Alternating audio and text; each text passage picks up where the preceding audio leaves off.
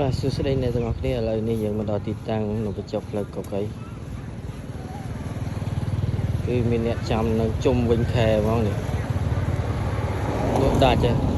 ម៉ោង6ម៉ោង7ហ្នឹងអស់ហើយ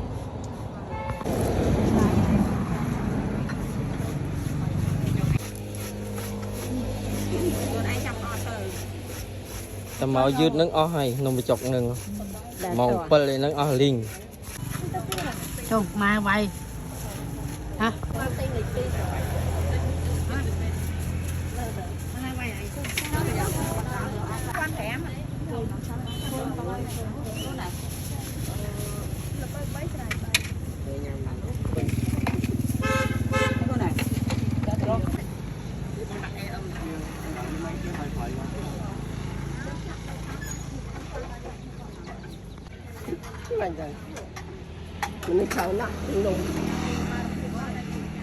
នំបញ្ចុកផ្លូវកុកនៅច្រើនណាស់មកទិញ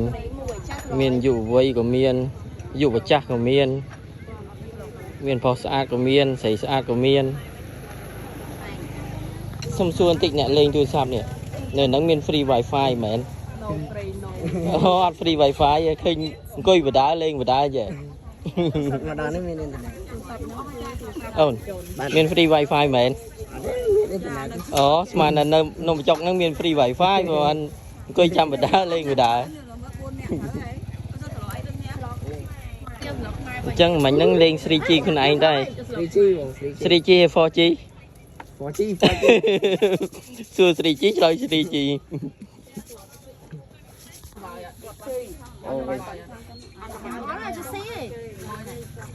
នំហ្នឹងនំបញ្ចុកហើយនំញ៉ាំខ្លួនឯងនំកុហកបងនំកុហកមិនមែននំញ៉ាំខ្លួនឯងទេនំហ្នឹងនំបញ្ចុកតែមកញ៉ាំខ្លួនឯងហ្នឹងហើយចង់បាននំកុហកហើយនំកុហកបាទនំផោបានអត់អូបាននំភូតបានអត់បានអរគុណ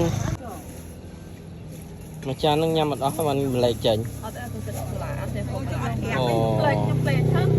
អត់ចេះហូបលបោយអឡែងតែខ្ញុំសួរអូខុសមកវិញខ្ញុំទៀតអញ្ចឹងខ្ញុំសុំទោស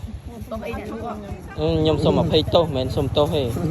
សុំទោសវៗគាត់ឲ្យទោសឡើយអូយហើយនំឯងហេងមើលនេះបានឡើយមកទុកអញហើយទុកឲ្យនំ